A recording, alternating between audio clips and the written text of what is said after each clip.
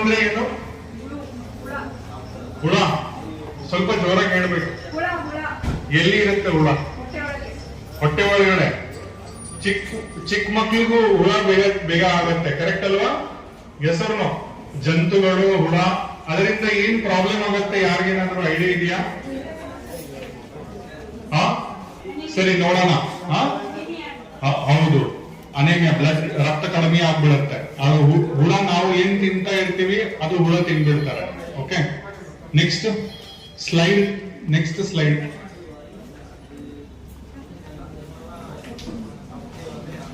Okay, so ಈ ಹುಳ problem ತುಂಬಾ ದೊಡ್ಡದು ಇದೆ. ಅದಕ್ಕೋಸ್ಕರ ನಾನು ತಲೆ ಮತ್ತೆ ಸ್ಪೈನ್ ಆಪರೇಷನ್ ಮಾಡೋದು ಡಾಕ್ಟರ್ ಇದ್ರು ಕೂಡ ನಾನು ನಿಮ್ಗೆ ಈ ಹುಳ ಬಗ್ಗೆ ಮಾಹಿತಿ ಕೊಡ್ತಾ ಇದ್ದೀನಿ.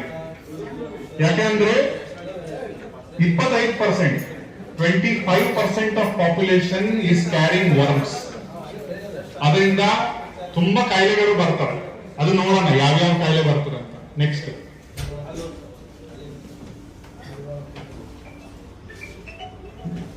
ಯಾವ ತರ ಈ ಹುಳುಗಳು ನಮ್ಗೆ ಇನ್ಫೆಕ್ಷನ್ ಮಾಡ್ತಾರೆ. ಓಕೆ, ಒಂದಿದೆ ಪಿನ್ ವರ್ಮ್. ಟಾಯ್ಲೆಟ್ ಸೀಟ್ ಸ್ವಚ್ಛವಾಗಿ ಇಡಲಿಲ್ಲ ಅಂದ್ರೆ ಪಿನ್ ವರ್ಮ್ ಅಂತ ಒಂದು ಆಗತ್ತೆ, ಪಿನ್ ಹುಳ. ಓಕೆ, ಟೇಪ್ ವರ್ಮ್ ಅಂದ್ರೆ ಅದು ನೀರ್ ಸರಿಯಾಗಿ ಫಿಲ್ಟರ್ ಆಗಿಲ್ಲ, ನೀರ್ ಸ್ವಚ್ಛವಾಗಿ ಇರಲಿಲ್ಲ ಅಂದ್ರೆ ಅದು ಆಗೋದು. Next hook worm. ಕಾಲಲ್ಲಿ ಚಪ್ಪಲಿ ಹಾಕಿಲ್ಲ ಅಂದ್ರೆ ಹಂಗೆ ಮಣ್ಣು ಒಳಗಡೆ ಹೋಗಿದ್ರೆ ಅದರಿಂದ ಏನಾಗುತ್ತೆ? Hook worm. ನೆಕ್ಸ್ಟ್ ಯಾವ್ದಿದೆ? ಕೈ ಸರಿಯಾಗಿ ತೊಳ್ಕೊಳ್ಳಿಲ್ಲ ಅಂದ್ರೆ ಯಾವ್ದಾಗುತ್ತೆ? Round worm. ಮತ್ತೆ ಮಾಂಸಾಹಾರಿ ಅವರು ಸರಿಯಾಗಿ ಕುಕ್ ಮಾಡಿಲ್ಲ ಅಂದ್ರೆ, ಸರಿಯಾಗಿ ಅದ್ರದ್ದು ಬಾಯ್ಲ್ ಮಾಡಿಲ್ಲ ಅಂದ್ರೆ ಏನಾಗುತ್ತೆ? Whip.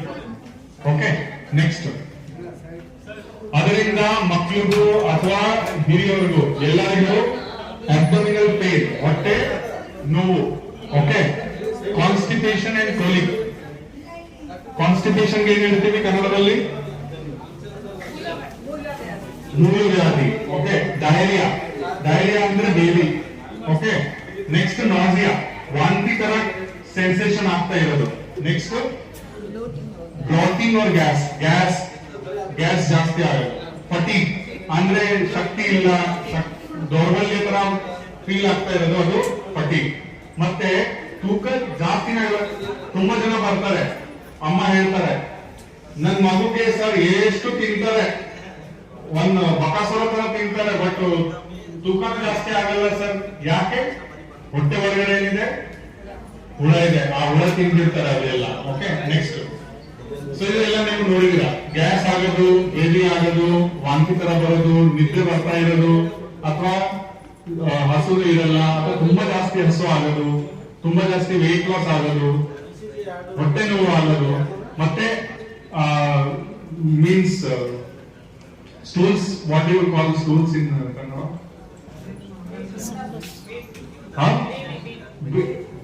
No, means normal stool.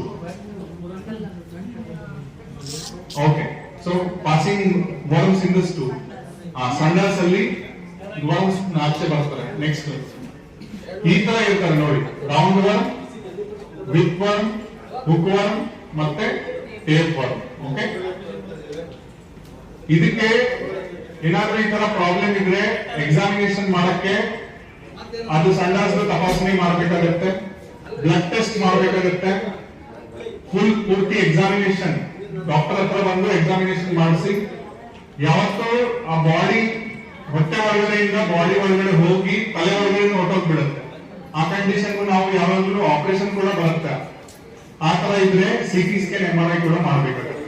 Okay, next treatment ಅಂದ್ರೆ ಇವತ್ತು ಭಾರತ ಸರ್ಕಾರದಿಂದ ನ್ಯಾಷನಲ್ ಡಿವರ್ಮಿಂಗ್ ಡೇ ಅಂತ ಹಾಕ್ಬಿಟ್ಟು ಗವರ್ಮೆಂಟ್ ಕಡೆಯಿಂದ ಫ್ರೀ ಆಗಿ ಡಿವರ್ಮಿಂಗ್ ಟ್ರೀಟ್ಮೆಂಟ್ ಸಿಗುತ್ತೆ, ಟ್ಯಾಬ್ಲೆಟ್ ಸಿಗುತ್ತೆ. ಆ ಟ್ಯಾಬ್ಲೆಟ್ಸ್ ಯಾವುದು? ಅಲ್ಬೆಂಡಾಜೋಲ್, ಮೆಬೆಂಡಾಜೋಲ್, ಐವರ್ಮೆಕ್ಟಿನ್, ಪೈರೆಂಟಲ್ ಪಾಮಾಯ್ಡ್, ಪಿಪರಜಿನ್. ಅದು ಬೇರೆ ಬೇರೆ ಕಾಯಿಲೆಗೆ ಬೇರೆ ಬೇರೆ ಮಾತ್ರೆಗಳು. ಓಕೆ, ನೆಕ್ಸ್ಟ್, ಈ ತರ ಆಗಬಾರದು, ಅದೇ ನಮ್ಮ ಕರ್ತವ್ಯ. ಡಾಕ್ಟರ್ ಕರ್ತವ್ಯ ಅಂದ್ರೆ ಜನಕ್ಕೆ ಆರೋಗ್ಯ ಸಿಗ್ಲಿ, ಜನಕ್ಕೆ ಕಾಯಿಲೆ ಆಗ್ಬಾರ್ದು. ಆ ಕಾಯಿಲೆ ಆಗ್ಬಾರ್ದು ಅದಕ್ಕೋಸ್ಕರ ಏನ್ ಮಾಡ್ಬೇಕು, ಕರೆಕ್ಟ್ ಆಗಿ ನಾವು ಕೈ ತೊಳ್ಕೋಬೇಕು. ಕೆಲಸ ಮಾಡಕ್ ಮುಂಚೆ, ಕೆಲಸ ಮಾಡಕ್ ಆದ್ಮೇಲೆ, ಊಟ ಮಾಡಕ್ ಮುಂಚೆ, ಊಟ ಮಾಡಕ್ ಆದ್ಮೇಲೆ ಏನ್ ಮಾಡ್ಬೇಕು, ಕೈ ತೊಳ್ಕೋಬೇಕು. ಹೇಳ್ರಿ ಸ್ವಲ್ಪ ಜೊತೆಗೆ, ಕೈ ತೊಳ್ಕೋಬೇಕು. ನೆಕ್ಸ್ಟ್ ಬಾತ್ರೂಮ್ ಯೂಸ್ ಮಾಡಿದಾದ್ಮೇಲೆ ಏನ್ ಮಾಡ್ಬೇಕು, ಕೈ ತೊಳ್ಕೋಬೇಕು. ಫ್ರೂಟ್ಸ್ ವೆಜಿಟೇಬಲ್ಸ್ ಅದೆಲ್ಲ ತಿನ್ನಕ್ ಮುಂಚೆ ಏನ್ ಮಾಡ್ಬೇಕು, ಸರಿಯಾಗಿ ವಾಶ್ ಮಾಡ್ಬೇಕು. ನೆಕ್ಸ್ಟ್ ತರಕಾರಿ ಸೊಪ್ಪು ಕರೆಕ್ಟ್ ಆಗಿ ಏನ್ ಮಾಡ್ಬೇಕು, ಬಾಯ್ಲ್ ಮಾಡ್ಬೇಕು. ಓಕೆ, ಮತ್ತೆ ಪ್ರಾಣಿಗಳಿಗೂ ಸಂಡಾಸ್, ನಮ್ದು ಸಂಡಾಸ್ ಸರಿಯಾಗಿ ಡಿಸ್ಪೋಸ್ ಆಗ್ಬೇಕು. ಆಚೆ ಆ ತರ ಬೀಳಬಾರ್ದು.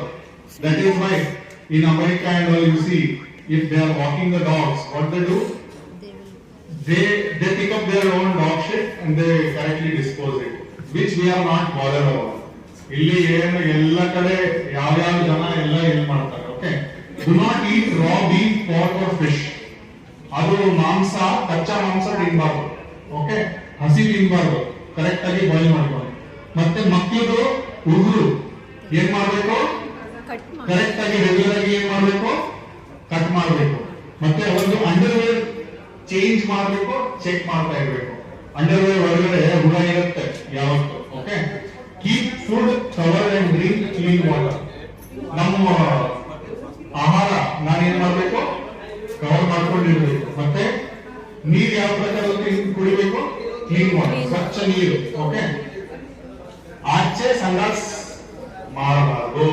ಓಕೆ, ಲಾಸ್ಟ್ ಅಲ್ಲಿ ನಾಯಿಗಳು, ಬೆಕ್ಕುಗಳು, ಬೇರೆ ಎಲ್ಲ ಪ್ರಾಣಿಗಳು, ಹಸುಗಳು, ಅವ್ರಿಗೂ ವರ್ಮ್ ಇನ್ಫೆಸ್ಟೇಷನ್ ಆಗಿರ್ಬೋದು.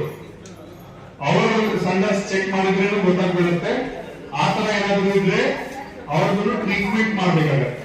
ಯಾಕಂದ್ರೆ ತುಂಬಾ ಜನ, ನೀವು ದೇ ಆರ್ ಫಾರ್ಮರ್ಸ್, ರೈತರು, ಅವ್ರು ನಿಮ್ ಮನೆಯಲ್ಲಿ ಬೆಕ್ಕು ಇರ್ತಾರೆ, ನಾಯಿ ಇರ್ತಾರೆ, ಬೇರೆ ಪ್ರಾಣಿಗಳು, ಅವ್ರ ಹತ್ರ ಹೊರಗಿದ್ರೆ ನಿಮ್ ಮಕ್ಳಿಗೂ ನಿಮ್ ಫ್ಯಾಮಿಲಿಯಲ್ಲಿನೂ ಈ ತರ ಇನ್ಫೆಕ್ಷನ್ ಆಗೋದು ರಿಸ್ಕ್ ಇರುತ್ತೆ. ಓಕೆ, ಸೊ ಅದಕ್ಕೆ ಸ್ವಚ್ಛವಾಗಿ ಇರಿ, ಅದರಿಂದ ನೀವು ಸ್ವಸ್ಥವಾಗಿ ಇರ್ತೀರಾ. Thank you very much.